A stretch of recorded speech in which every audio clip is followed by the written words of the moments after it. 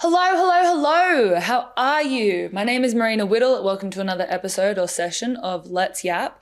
And this week we're going to be talking about finding your comfort zones or leaving uncomfortable zones. I've recently left a basketball team and I've joined another one over here in Europe, which is where I chose to go when my grass is watered, both physically, mentally, and emotionally, what that looks like. And we're going to be talking about that. I'm going to be answering some questions that have been sent through, primarily about basketball in Australia and what that could look like if there was an AFL combination in there, but I'll answer that later. I've also been requested to share some book recommendations, and I've also been requested to share, answer how to figure out when it's time or whether it's safe to come out to people.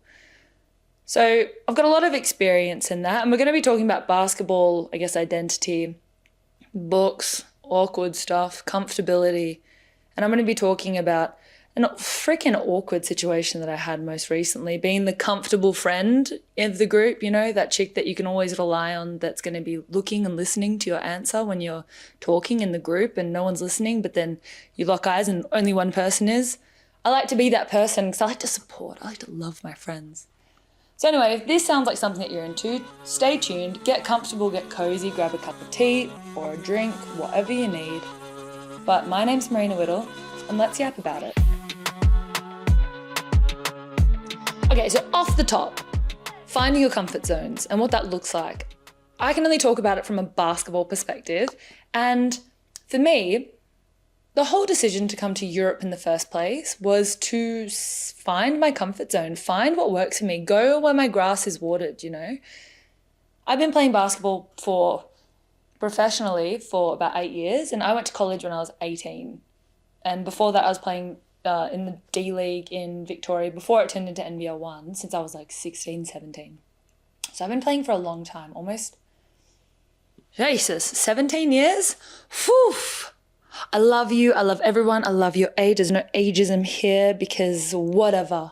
And people used to tell me that that you peak at like when you're 23. Not true. You can peak at any time. There are women who are playing in the WNBL who are 32 playing at their peak basketball. Anyway, that's just about age. Don't worry. But back to finding your comfort zone. So for me, I've been playing professional basketball for a very long time, and I've been playing in the WNBL in Australia for about 6 years. 6 or 7 years, give or take, 5 or 6 or 7 years, give or take. And, when I first came out of college, the push was to find a starting position, get into like a good rhythm, find a coach that trusts me, listens to me, like listens to me being an idiot sometimes or like sharing my personality, and doesn't put their thumb on me too much, which is what, in hindsight, I've learned that I don't respond well to those sort of coaching environments. And that's totally fine. Everyone responds to coaching experiences very differently, right? We're all human. And when I first came into the league, I was like, all right, I'm going to get into a starting spot, which is what everybody wants. And coming into the league after college, I was 22, 23, and I had my first major injury that set me back. And so when I came into the league, I was with Townsville Fire. I didn't play a game, but I witnessed their championship run with Susie versus Liz Cambridge. It was amazing. I was in like the state centre when I think Liz hit that buzzer beater, and then Susie had a chance, and we could have finished it down in Melbourne, but we didn't, so we brought it back to Townsville. Anyway, but it's amazing. But then after that, it was like I was this 23-year-old. I was playing great in the off season. I had a great college experience, great college run, great stats. But no coaches knew me. And I didn't know any coaches. I didn't know anything about the league. So I needed to get my foot in. I needed to get comfortable. And coaches needed to know me and know how I'll play in the W, because that's all what it's about. It's about, what am I going to get out of you? How consistent are you going to be? What do I know that I'm going to get from you as a player, right? And I know what I'm capable of, but it was like consistently showing it and finding a coach that works for me. And so I went to Bendigo and I went to Perth and I was in Adelaide for 3 years. Boom. And then Townsville, so 6 years. And so I guess while I was in Australia, I was on every team, in every situation. I feel like in hindsight, I was always fighting. Like I was always in that grind phase where I was working really hard and I was pushing and I was doing the right things and I was like great teammate, but it was always so much harder than it needed to be. when you have young players come into the league when they're 16, 17, 18, they're allowed to make mistakes and it's kind of accepted. And when they make mistakes and other players see them, it's like, hey, relax, don't take it so seriously. You've got so much time ahead of you. It's just a mistake. You're young, whatever. When you're a bit older and you make mistakes, there's less of that acceptance, you know, like there's less of that, it's okay. What is the word I'm trying to think of? I can't think of it, but you know what I'm saying. It's like there's less of that acceptance that mistakes are okay. It's more serious. There's less wiggle room. And so every team that I was on, I mean, every game is so different. And this is when we have like Kia Nurse in the league. We have like Jackie Young, Marena Mabry. We have incredible WNBA players in the WNBL playing. And so not every game is so intense. And, you know, as athletes, we can't have perfect games, but I'm putting up good stats. I'm goodish stats in the minutes that I have. I'm doing great. I'm playing well with the minutes that I'm given. However, I'm still not having that experience where the coach trusts me and I'm always just fighting this grind. It's not on the court grind, it's everything else. And so I found that after 5 seasons of it, that's enough for me. I'm going to go seek my comfort space. I'm going to go leave what is uncomfortable and just risk it. Go overseas, go somewhere where just try it, you know, because I'd had 5 years of this, 6 years of this, and it wasn't great and it wasn't getting better anytime soon. So I decided that I'm going to come to Europe and I'm going to, you know, just grab it by the reins, just go, you know, and find a situation that works for me and go where my grass is watered. And that's kind of how I've lived for the last 2 years. And it's been really freaking awesome because when you go and move in a way that you only seek what feels right, you kind of start to move. Your vibrations are different when you move like this. And I've been doing it for 2 years now. It's been awesome. And especially with 3x3, it's been great. But that's how I want to aspire to move always. So recently I left a team that for all intensive purposes, everything was working. But it wasn't. And it wasn't right. I mentally, emotionally, and in the end, physically, it wasn't a safe space for me and it wasn't a comfortable space for me. And it was like, I knew that, you know, from the outside, it probably looked fine. And I'll go into more detail if you guys want.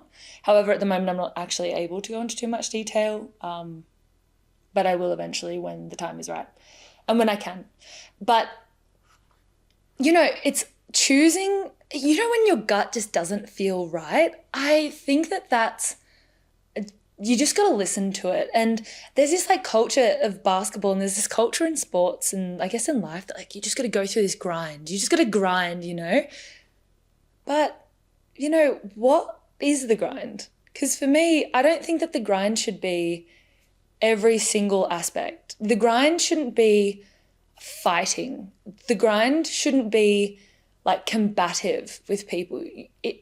The grind should be that your vibrations are still moving pretty well and you can control where your battles are. You know, like I can control my grind in basketball, and sports people have this grind where you get in the gym, you put in the time, you put in the effort, you put in the individuals, you do the skill work, and then when you're out on the court, that's where you put it to play. It's very black and white.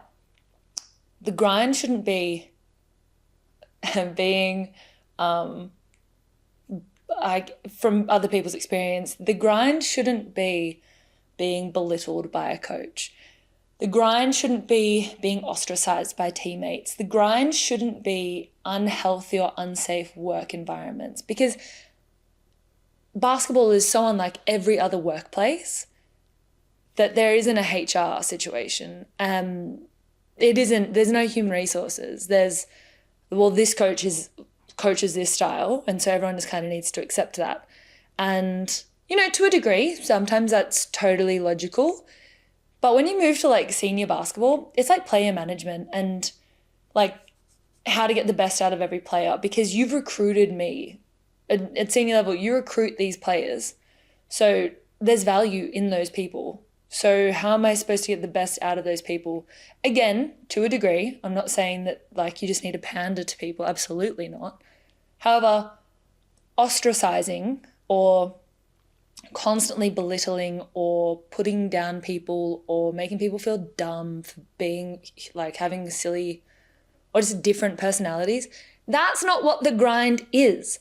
And so when we talk about this, like finding your comfort place and when we talk about like this culture of the grind, it shouldn't be these things that are out of your control. The grind should be completely in your control. If I'm not a better basketballer, I'm going to become a better basketballer by grinding in that indie, or by grinding and getting all of these extra skills up and getting extra shots up. Like that's the grind. The grind isn't, well, my coach is constantly calling me out, but I've talked to them and this is just an example that I think a lot of people experience, that the grind shouldn't be, my coach doesn't like me and they're constantly calling me out, but when I have one-on-ones with them, they're very supportive and they're very nice to me and they're telling me all these positive things, but then I'm not seeing any reward from that. They say that they're seeing me do well, but then when it comes to game time or practice or whatever, they're still belittling me, ostracizing me, or making me feel like a dickhead for having a personality and making a silly joke in the comfort of my friends.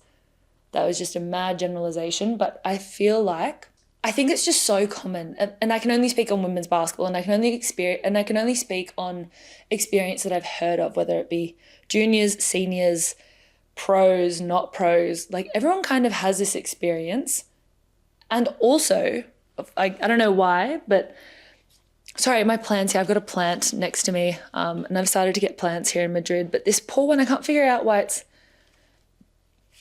it's just not doing too well. So I'm not trying to let my ADHD take over. However, it is in the way and it is not doing too well. So if you have any recommendations on how to take care of indoor apartment plants and what I need, please send them through.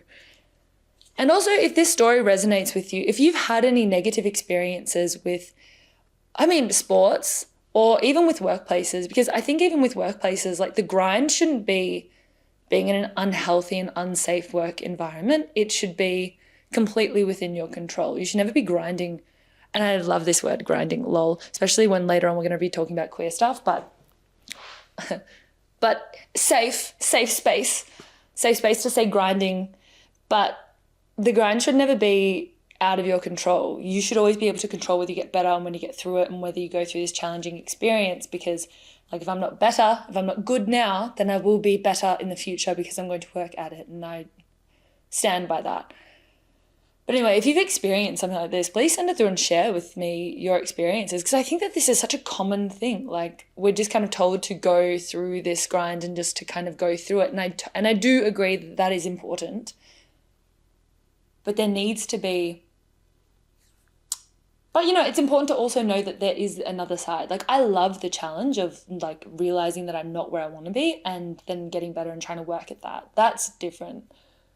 So anyway, that's very different. But finding your comfort zone primarily is key. And that's why I came over to Europe, and that's why I've switched teams, because and I'll get into it later on. Hopefully I'll be able to talk about this soon.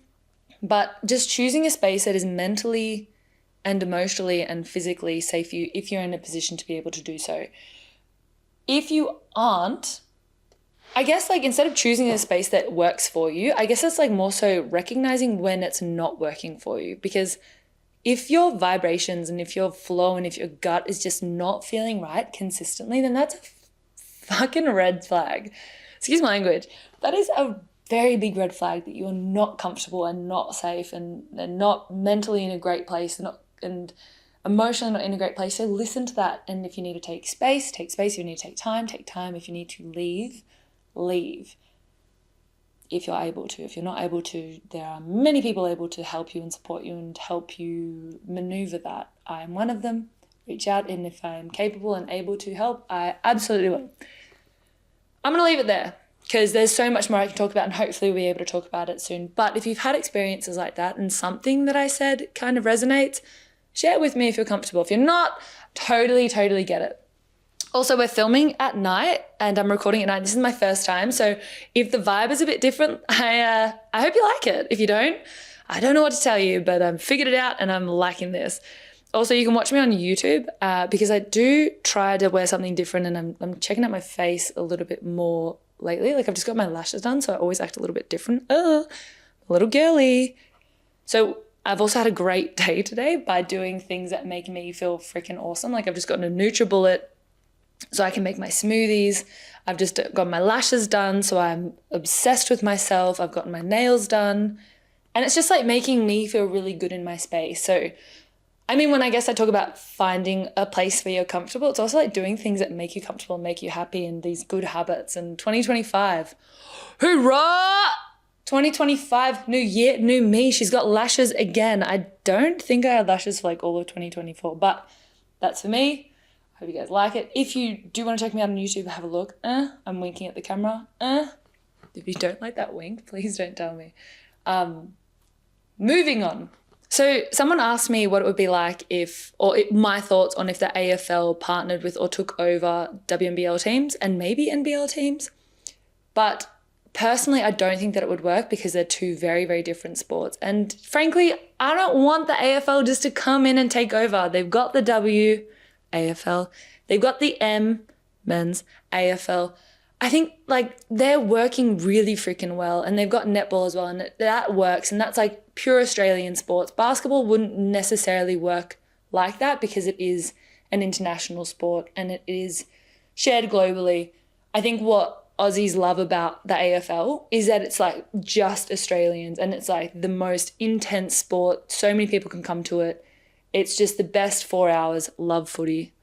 I don't have a footy club because I just enjoy football. It's good fun to watch, good fun to play. But yeah, I just don't think that it would really work if the AFL took over and partnered with them. I think it would be a great idea for some regional clubs that need a little bit more support, like Adelaide and maybe Caps. Not really. Not Caps, disregard. Caps are freaking doing such a good job with their membership base. But if you look outside of Victoria, Melbourne, if you look outside of Victoria, which is the sports capital of Australia, really all the clubs are doing great, except I would say for Adelaide. Townsville are awesome. If you go there and if you experience a home game in Townsville, it's awesome. It is just so crazy. The fans are insane. Same thing with Perth on some games. But Perth has its own little situation going where there's such a huge red army for the Wildcats that are waiting to go for the girls as well and get around the links. So if they can figure that out, that'll be great. But I don't think that the solution is the AFL. Anyway, long story short, I don't think that it would work, but I think it would be great for some of those struggling clubs like Adelaide. Moving on.